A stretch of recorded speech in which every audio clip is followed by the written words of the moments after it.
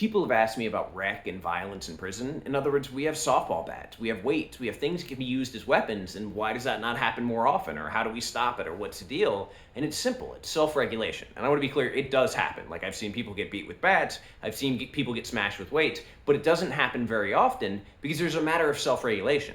Because if somebody grabs that softball bat to go beat somebody, everybody who loves playing softball is going to go wrestle it away from him because they're not going to allow him to mess up the thing that they love. The same thing with the weights. Like, if somebody just goes and grabs a weight and nobody's paying attention, okay. But if somebody sees what's happening, one of the weightlifters is going to intervene and be like, no, dog, you got to go find another way. Like, you're not messing this up for us.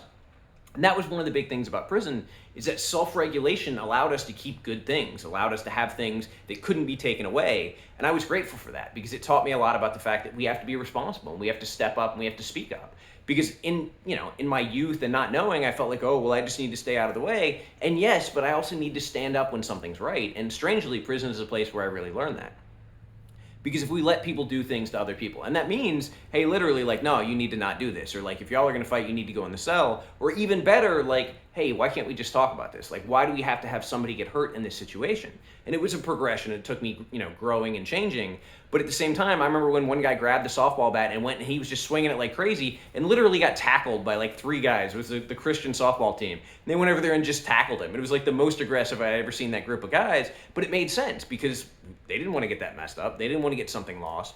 And it was crazy though, because we had all these different things. Guys would make weapons out of the pieces of fence. They'd make like little ice picks. Guys would go get drawer rails and they would make knives out of those that were actually like real significant knives. And sometimes people would literally be like, nah, dog, like, you can't get this weight, but like, I got a knife for you when you get inside, or like, I got a rail you can sharpen. And it's like, so people don't have a problem with the violence. It's just a matter of not wanting to get their things taken away. And that's a start though. Like, that's the beginning of saying, hey, we can have an impact and we can change like what's happening. Then I think the goal is to teach nonviolent communication and just teach communication in general, because one of the biggest issues I saw was people who don't know how to talk to each other. The vast majority of the conflicts, besides the one that were over drugs and money and gang stuff, even the gang stuff half the time was over communication. It was an inability to communicate what was going on, which led to a conflict. So some guy said something the other one was disrespectful. Well, even if it was, does that mean that it's then the best course of action to hurt this person? Well, if he feels like he needs to, gain respect, or he needs to kind of like regain status that's been taken.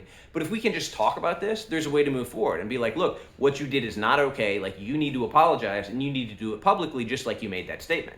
And believe it or not, some people will do that. Actually, more often than not, people would do that because when they recognize in that heated moment, they said something or did something that, could have terrible consequences, and they weren't thinking about that because they were angry. But once they step back and realize, like, wow, this could be really bad for me, this could be really bad for my homies, like, this could be really bad for a whole situation, a lot of times they're willing to say, you know what, I was right, like, I'm gonna be the bigger man. And we really need that kind of peer mentoring. We need the older guys to teach the younger guys, because the younger guys tend to be more hot-headed, they tend to be more problematic, they tend to not have very good impulse control. And there's nobody in the system teaching it. Like, the Department of Corrections does not actually teach people to be better people, so it's incumbent upon the prisoners to teach themselves and teach the younger generation. Because over those years and over that conflict and over the problems and seeing buddies stabbed and seeing things that are really, really unpleasant to see, guys tend to grow up and say, hey, we can do things differently. Like, I want to do things differently. So I really wish that that was taught by the Department of the Corrections. I really wish that was prioritized, that communication and, emotional regulation and these other things were done. But instead we get these kind of like haphazard, like anger management classes that don't actually focus on anger management. And half the time the counselor's falling asleep, or half the time the counselor's getting angry and yelling at the guys in the class. And there just isn't a real and significant focus on reform and rehabilitation. So at the very least, we can give people the tools. And that was one of the reasons I was so grateful to be a mentor in the mental health program, because it was a peer support program. They said, hey, we don't have the time or the resources to give you guys the support you need, but we know that there are older people. There are people that are more experienced, there are people that are more stable. Maybe we can use them to help get you in a better position. And they gave us some training and they gave us some opportunities. And what that did was allow us to be in a better position to help other people. And ultimately, that's really the goal for 2 reasons. One, because it actually gives help to the younger generation, or the guys that are less stable, the guys who are struggling with mental health issues. And 2, it empowers the older generation. It shows them that they can change. It shows them that they can make a difference. It shows them that they can have a significant impact by living a different life.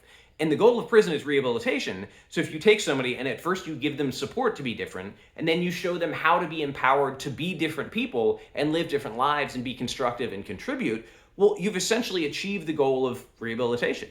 So putting that into place where we have these peer support structures is a great idea. And it starts with not letting somebody swing a bat on the baseball field, or it starts with not letting somebody get their face smashed in on the weight pile. It starts with these basic kind of self-preservation ideas, or these self-serving ideas, and then from there expanding to, okay, this is good for you.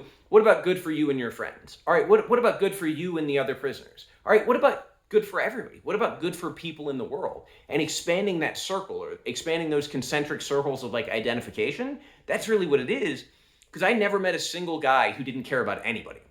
And there may have been some guy who was like genuinely like psychotic or sociopathic, but for the most part, everybody had a mother or a friend or a homie or somebody that they cared about. And if we could just take that circle of care and expand it, we can suddenly show people that, hey, it's not okay to hurt other people just because they hurt you or hurt your friend.